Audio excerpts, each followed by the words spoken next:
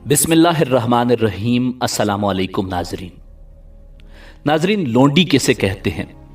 क्या इस्लाम के अवाइल दौर में लोंडियों से बगैर शादी के जमा की इजाज़त थी?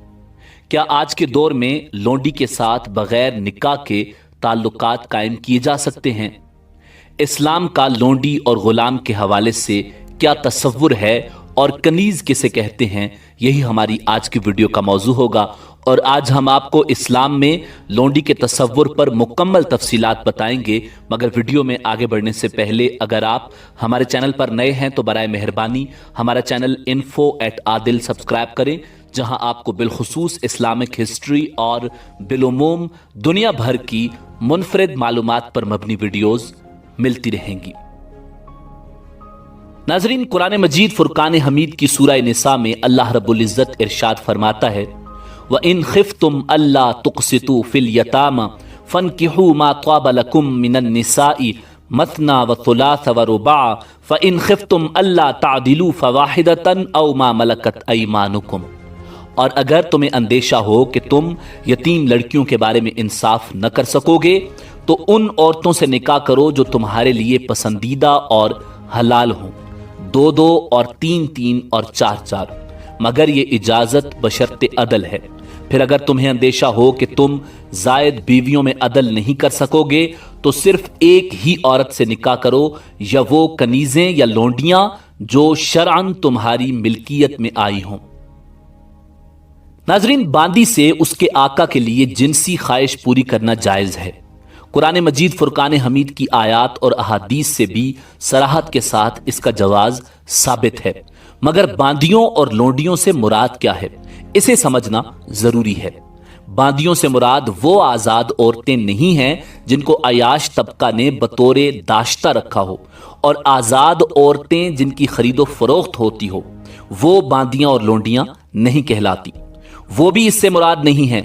और जिस तबके को जोरावर और जाबिर तबका ने मैज ताकत और कुव्वत के बलबोते पर गुलामी की जंजीरों में जकड़ रखा हो वो भी लोंडियां और बांदियां नहीं। बांदियों से मुराद या लोंडियों से मुराद शरई लोंडियां हैं, और शरअन बांदियों से मुराद वो गैर मुस्लिम औरतें हैं जो जिहाद के बाद माले गनीमत के तौर पर हासिल की गई हों। फिर खा गिरफ्तारी के बाद वो इस्लाम कबूल कर लें तो भी बांदी रह सकती हैं, लेकिन पहले से मुसलमान हो तो उन्हें गिरफ्तार करके बांदी बनाना जायज नहीं है। उन गिरफ्तार औरतों को या तो मुफ्त में रिहा कर दिया जाता है या मुआवजा लेकर छोड़ दिया जाता है, और उनके बदले मुसलमान कैदियों को दुश्मन की कैद से छुड़ा दिया जाता है। लेकिन अगर उन्हें एहसान के तौर पर आज़ाद कर देना मुल्की मसलहत के खिलाफ हो और वो फिदिया भी अदा न करें और तबादला असीरान की भी सूरत न बन सके तो फिर इस्लामी इलाका यानी दारुल इस्लाम में लाने के बाद खलीफा वक्त उन्हें गाजियों में तकसीम कर देता है। उस तकसीम की हिकमत भी मुल्की और तमद्दुनी मसाले, मुआशरे की बहबूद और खुद उन बांदियों का तहफ़्फ़ुज़ और उन्हें मुआशरे का एक मुअज़्ज़ज़ रुकन बनाता है। तकसीम के बाद आका अगर उस बांदी का किसी से निकाह कर दे तो वो अपने मालिक के लिए हराम और सिर्फ अपने शौहर के लिए हलाल होती है, और अगर आका चाहे तो उसे आज़ाद करके उससे निकाह कर सकता है या बगैर निकाह के भी अज़दवाजी ताल्लुक कायम कर सकता है। और अगर उस ताल्लुक के नतीजे में औलाद पैदा हो गई तो वो बांदी मालिक के मरने के बाद आप ही आप आज़ाद हो जाती है। गुलाम और बांदी का दस्तूर इस्लाम से कबल कदीम ज़माने से चला आ रहा था, और हर कौम में ये आदत पाई जाती थी, खा ईसाई हों या यहूदी।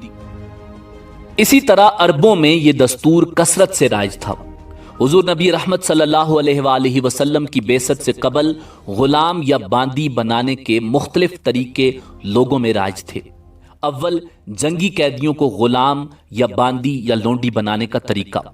दोम, लोग फक्र फाका के बायस या कर्ज के दबाव में आकर अपने बच्चों को या खुद अपने आप को किसी के हाथ फरोख्त कर देते और वो उनको अपना गुलाम या लोंडी बना लेते।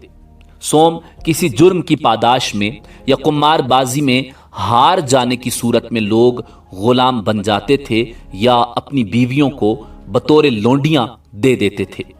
चहारुम, यूं भी किसी को چرا کر لے آتے اور زبردستی غلام یا لونڈی بنا لیتے۔ حضور نبی رحمت صلی اللہ علیہ وآلہ وسلم نے غلامی کی ان تمام صورتوں کو سخت، ناجائز اور موجب عذاب الہی قرار دیا اور صرف ایک صورت کو باقی رکھا، یعنی وہ کفار جو جنگ میں گرفتار کیے جائیں۔ مسلمان حاکم کو اختیار ہے کہ ان کفار قیدیوں کو غلام یا باندیاں یا لونڈیاں بنا لے، اور جو افراد پہلے سے غلامی کی زنجیر میں ہوں انہیں بھی مختلف کفارات میں آزاد کرنے کے احکام قرآن مجید اور احادیث نبویہ میں آئے ہیں۔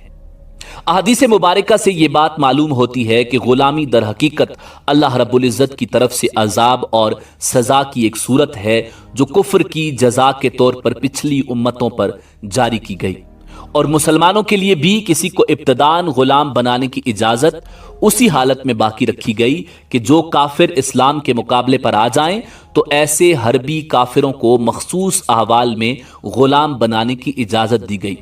خلاصہ یہ ہے کہ دین اسلام میں ابتداً غلام بنانے کا حکم یا ترغیب نہیں ہے، بلکہ مخصوص احوال میں اس کی گنجائش دی گئی ہے جو اجازت کے درجے میں آتا ہے۔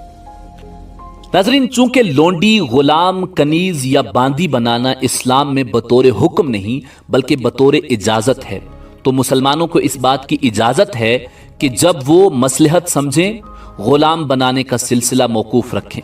موجودہ دور میں اقوام متحدہ کی سطح پر تمام رکن ممالک کے مابین غلامی کا سلسلہ موقوف کرنے کا معاہدہ ہو چکا ہے، اس لیے اس دور میں مسلمانوں نے بھی یہ سلسلہ بالکل موقوف کر دیا ہے، لہٰذا جو ممالک اس معاہدے میں شامل ہیں انہیں معاہدے کی روح سے اس کی پاسداری کرنی لازم ہے۔ ناظرین، موجودہ دور میں کسی عورت کو باندی یا لونڈی نہیں بنایا جا سکتا، اس لیے کہ غلام، باندی یا لونڈی بنانے کی اجازت جن صورتوں میں ہے یہ ان میں داخل نہیں ہے۔ اس کے لیے جو شرائط ہیں کہ شرعی جہاد ہو، امام المسلمین کی رائے ہو، اور مسلمانوں اور غیر مسلموں میں کوئی ایسا معاہدہ نہ ہو جس کی روح سے ایک دوسرے کے قیدیوں کو غلام بنایا جا سکتا ہو، وغیرہ وغیرہ۔ موجودہ دور میں یہ شرائط مکمل نہیں ہیں، اس لیے کسی عورت کو باندی بنانا یا لونڈی بنانا یا اس کے ساتھ ہم بستری کرنا بالکل جائز نہیں، مگر اسلام کے پہلے دور میں لونڈیوں کے ساتھ بغیر نکاح کے بھی ہم بستری کرنا جائز تھا۔ ناظرین، اسی امید کے ساتھ اجازت دیجیے کہ آپ کو ہماری ویڈیو پسند آئی ہوگی۔ ملتے ہیں بہت جلد ایک نئی تاریخی، تحقیقی اور معلوماتی ویڈیو کے ساتھ۔ دیکھتے رہیے info@adil۔ اللہ رب العزت آپ کا حامی و ناصر ہو۔